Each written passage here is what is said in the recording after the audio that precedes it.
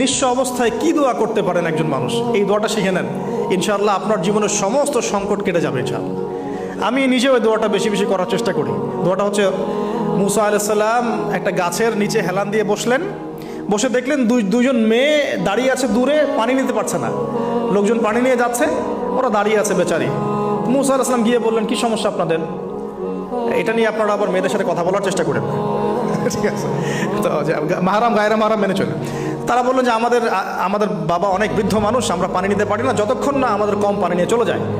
মুসা আলাইহিস সালাম একটু বললাম না, ফিজিক্যালি খুব স্ট্রং ছিলেন, থাকে না বডি বিল্ডার, সামনে গিয়ে কথা বলে সরো পানি দিতে দাও, তখন মানুষ একটু মূল্যায়ন করে না। তো মুসা আলাইহিস সালাম এভাবে পানি নিয়ে দিলেন এবং বাছুরদেরকে পানি পান করালেন, করিয়ে গাছের নিচে এসে বসে আছেন। বসে বসে তিনি দোয়া করছেন, এই যে দোয়াটা তিনি দোয়া করছেন, রব্বি, একটা নেক কাজ করলেন, নেক কাজ করলেন না, মানুষের উপকার করলেন, নেক কাজ করে এসে গাছের নিচে বসে দোয়া করছেন, আল্লাহ এখানে তো আমার খাবার পানি বাসস্থান কিছুই নাই, আমি কি করব?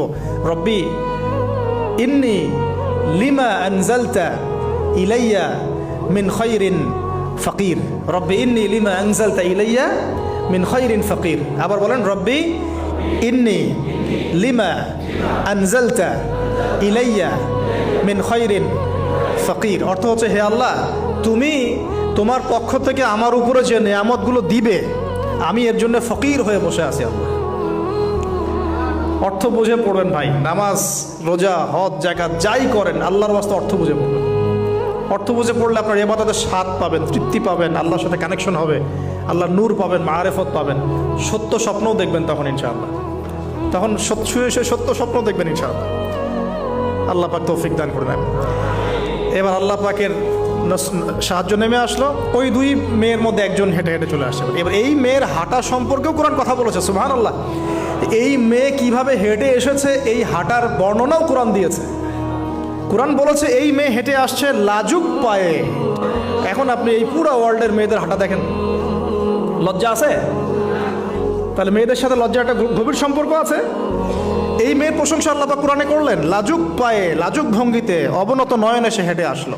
এখন আপনি কেলে যান, গো টু খেল, আপনাদের টুইন টাওয়ারে যান, দেখেন সবার হাঁটার চলা দেখেন। হায়া লজ্জার কোনো বালাই আছে এখানে? আমি গত লেকচারে বলেছিলাম যে আদম আলাইহিস সালাম এবং হাওয়া আলাইহিস সালাম, ইবলিস তাদের সাথে প্রথম যে আচরণ করেছে ওই ফল খাওয়ানোর পরে, সেটা কি? তাদের গা থেকে পোশাক খুলে পড়ে গেছে, মানে নগ্ন করে দিয়েছে আমাদের পিতামাতাকে, মহাবিশ্ব নগ্ন করে দিয়েছে কে? ইবলিস। তো এখন এই পৃথিবীতে আমরা যারা নগ্নতার চর্চা করছি, তার কার এজেন্ট আমরা বুঝতে বাকি আছে? আমার কথা কি বুঝতে পারছেন কি না? এই কানেকশন মেলানোর চেষ্টা করেন, ডটসগুলো মেলানোর চেষ্টা করেন।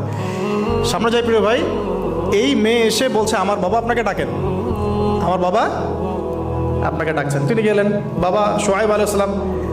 তখন এক বোন ইনডাইরেক্টলি বাবাকে বোঝাচ্ছে যে বিয়ে শাদী দিলে ভালো হয়। এক বোন বলছে যে আপনি তো তাকে পুরস্কৃত করতে চাচ্ছেন, তাহলে এইরকম কবিউন আমিন একজন মানুষকে সবচেয়ে ভালোভাবে পুরস্কৃত করা যায় তার যথাযোগ্য প্রতিদান দেওয়ার মধ্য দিয়ে। তো মেয়ের ইশারা বাবা বুঝেছেন, তিনি নিজের এক মেয়ের সাথে মুসা আলাইহিস সালাম বিয়ে দিলেন, সুবহানাল্লাহ।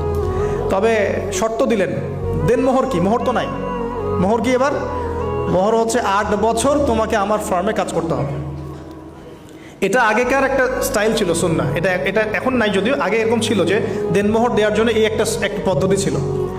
যেমন ইয়াকুব আলাইহিস সালামের ক্ষেত্রেও এরকম 7 বছরের কথা আসছে, তিনি 7 বছর তার শ্বশুরের ফার্মে কাজ করেছেন।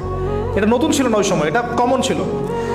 এখন যেমন আমাদের দেশে কমন 10 লাখ টাকা মোহর হবে, 10,000 টাকা দিব, বাকিটা সব বাকি, তাই না? তো এরকম আর কি কমন কিছু বিষয় থাকে আর কি। আস্তাগফিরুল্লাহ, মাফ করো। বলবে বাসরাতে, বলবে আমাকে মাফ করে দাও। শুরুতেই নিজের গায়রথহীনতার পরিচয় দিল। আবার এদিকে শ্বশুরের কাছে মাশাল্লাহ মোটা অঙ্কের ডোনেশন নিতে চাচ্ছে, যৌতুক।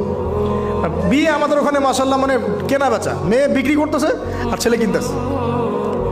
এবার 8 বছর পূর্ণ করা হলো, তিনি আরো 2 বছর 10 বছর পূর্ণ করলেন।